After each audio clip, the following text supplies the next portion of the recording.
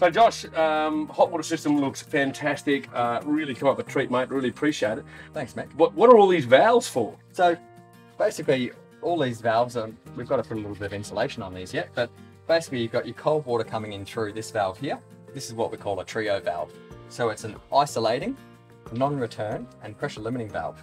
Firstly, isolating means that you can isolate the water simply by turning to the right, just like that, and then turning back on again, just like that. So if ever you need to turn the water off to the tank or your hot water in the home, it can be done via that blue valve. Okay, it's easy.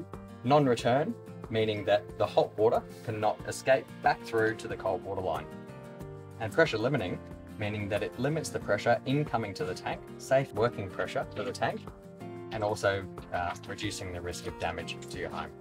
Yeah, okay, righto. So that's three different things, which is great. Yep. What about these? So these are pressure limiting valves too, aren't they? That's right. You said that one was, aren't they? Exactly. So these are called a pressure relief valve. This one being a cold water expansion valve. They work automatically. So as your tank heats up, this will relieve water via the drain line going to the drain there. At the top here, temperature and pressure relief valve.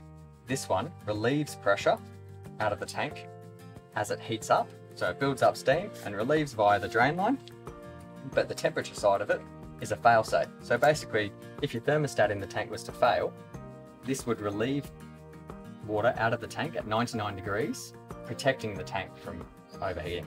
So it stops exploding ultimately. Exactly. Oh, right, okay, so we got that. What about this valve though? So this one's a tempering valve. Here in Queensland, we have to heat the water inside the tank to above 60 degrees to prevent the growth of bacteria such as Legionnaires.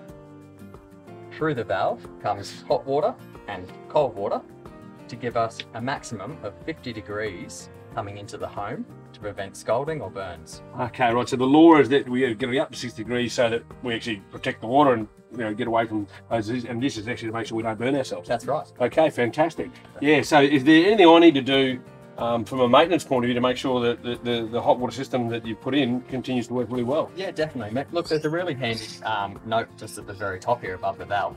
It explains that you should check the operation of the relief valves at least once every 6 months.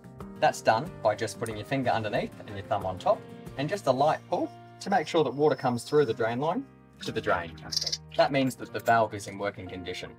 We also do that on the cold water expansion valve down the bottom again. So thumb on top, finger underneath, and a light pull, just to relieve that water. Okay, great. So every 6 months do that, just to make sure they're working. Yep. Anything else I need to do? So the tank needs to be serviced. It says here, a major service on the water heater is recommended every 6 years.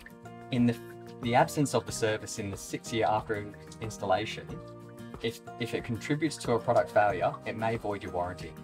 Right, okay, so what does a major service want to do? I don't want to avoid my warranty because the warranty is 10 years on these things, isn't it? So a 12-year. 12 years, sorry. But basically it's just that we change these two valves and that's it. The sacrificial anode that I mentioned earlier, we don't have on this tank because it's stainless. So it's just these two valves that we change in the service. Brilliant, that's easy, mate. Thanks very much. It looks fantastic. Really appreciate it. Wonderful, thank Brilliant.